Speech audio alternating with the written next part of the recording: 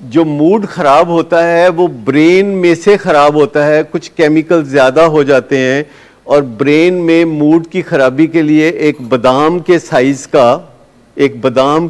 का जिसे अमिगडाला कहते हैं, एक छोटा सा ऑर्गन होता है ब्रेन के अंदर और वो मूड की ख़राबी का घर है। और तो खिड़की खोलो तो ख़राब मूड बाहर निकलता है, दरवाज़ा खोलो तो ख़राब मूड बाहर निकलता है। तो ये ख़राबी जो है मूड की, ये ब्रेन में होती है, जिसके कुछ जेनेटिक रीजंस भी हैं और कुछ सीखे हुए रीजंस भी हैं। तो हम जेनेटिक रीजंस पे भी काबू पा सकते हैं और सीखे हुए रीजंस पे भी काबू पा सकते हैं। नेचर को भी हम काबू में कर सकते हैं और नर्चर को भी कर सकते हैं।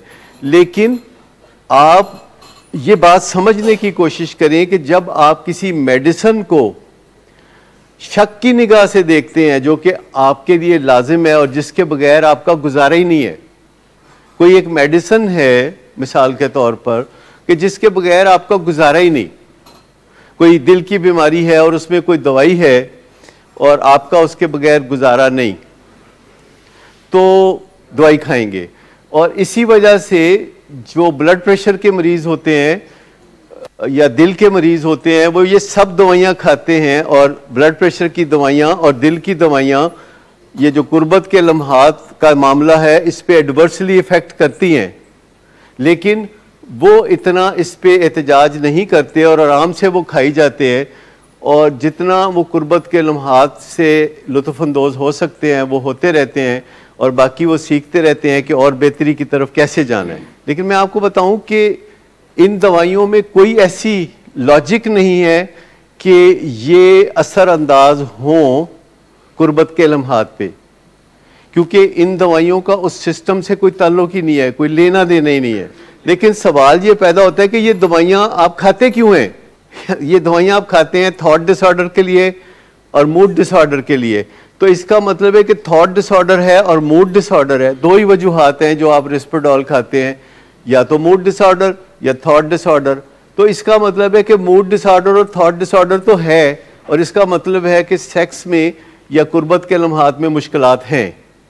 अब उन मुश्किलात को आपने क्लासीफाई करना है कि वो इस दवाई रिस्पेरडॉल की वजह से है या आपके ख़राब मूड की वजह से है।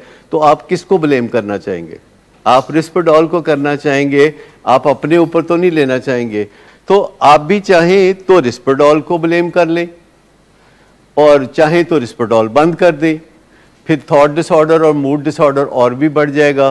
तो अगर आपका ख्याल है कि उससे आपका ये कुर्बत के लम्हात वाला मामला ठीक हो जाएगा, तो ये इस तरह ठीक नहीं होगा जब तक कि आप ये ना माने कि मेरे कुर्बत के लम्हात में जो ख़राबी पैदा करने वाली चीज़ है वो मेरा ख़राब मूड है, जिसे कभी मैं नशे से संवारा करता था, अब मैं अच्छे तरीक़ों से संवारूँगा और वो अपनी रिस्पॉन्सिबिलिटी कंधों पे ले ले, तो चंद दिन के अंदर, लाइक 15 डेज़, 30 डेज़, 40 डेज़ के अंदर वो उसके ये सारे जो मसले हैं कुर्बत के लम्हात के, वो ठीक हो जाएंगे। लेकिन कोई चीज़ें जो दो एक ही वक्त में हो रही होती हैं उनको ब्लेम करना आसान होता है।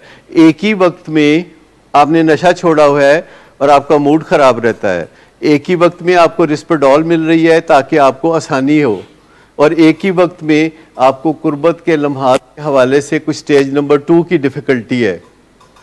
तो मुझे बताइए कि आप किसको ब्लेम करना आसान समझते हैं? मेडिसिन। अगर मेडिसिन के बगैर कोई काम हो जाता है तो वो बेस्ट है, और हमने कई दफ़ा देखा है कि जो मेडिसिन हम देते हैं और उसके बाद जब हम कम करते हैं तो लोग अपने कंधों पे बोझ लेना शुरू कर देते हैं। और जब भी मेरे पास आते हैं मेडिसिन रिव्यू के लिए तो मैं उनको बोलता हूँ कि आप क्या चाहते हैं? कहता है मैं चाहता हूँ कि ये कम हो जाए। तो मैंने कहा फिर कंधों पे बोझ लें, फिर आप अपने आप पे बोझ लें और कुछ ज़िम्मेदारी जो है मेडिसिन से शिफ्ट करें अपने कंधों के ऊपर।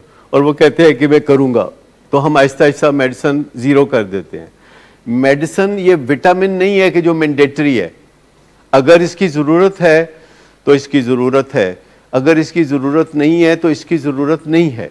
कि आपका जो असल मसला नंबर 1 है वो मूड की ख़राबी है, और उसके ऊपर मसला नंबर 2 जो पेचीदा बना देता है इसको, वो एडिक्शन का मसला है।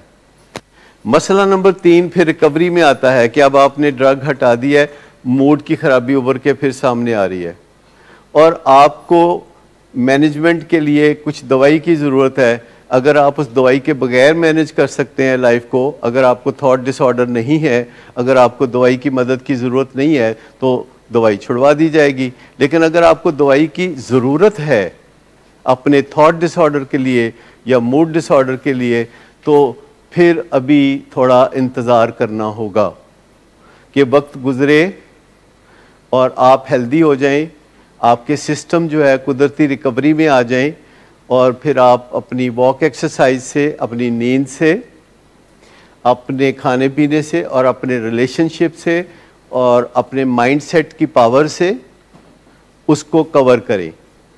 लेकिन उसके लिए फिर आपको थोड़े नॉलेज की ज़रूरत होगी।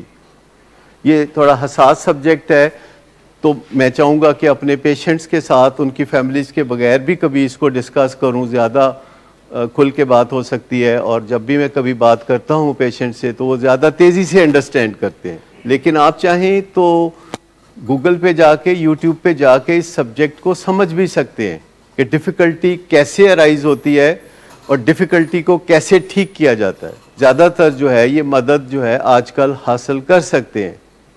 लेकिन अगर आपके जहन में कोई सवाल है कि ये फ़लाँ दवाई या फ़लाँ दवाई या फ़लाँ दवाई इस तरह असर करती है, तो मैं आपको इसकी एक मिसाल दूंगा कि जो लोग रिस्पेरडॉल खाते हैं और जो लोग एपिवॉल खाते हैं इसके साथ, वो ओवर ईटिंग शुरू कर देते हैं। हालांकि जो वज़न बढ़ता है वो दवाई से नहीं बढ़ता, ओवर ईटिंग से बढ़ता है।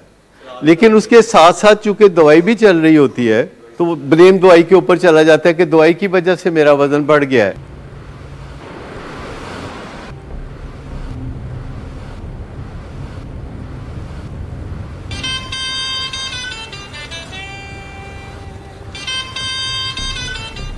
अच्छा, तो अभी तक तुम्हारा इस चीप लड़की के साथ चक्कर चल रहा है? तुम कौन होती हो मुझे पूछने वाली? ओके, और तुम इन घटिया लड़कियों के साथ गुलछर्रे उड़ाते फिरो, तो मैं चुप बैठूं।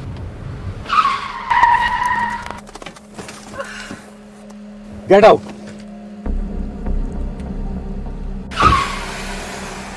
शराब नोशी की वजह किरदार की खराबी नहीं, मूड की खराबी है। शराब नोशी कभी भी नशे की बीमारी में बदल सकती है।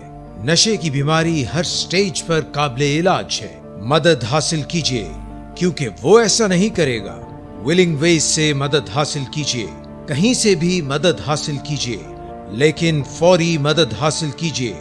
जिस मोज़े के इंतजार में आपने बहुत देर कर दी, अब वो दस्तक दे रहा है। मदद हासिल कीजिए, मदद हासिल कीजिए, मदद हासिल कीजिए।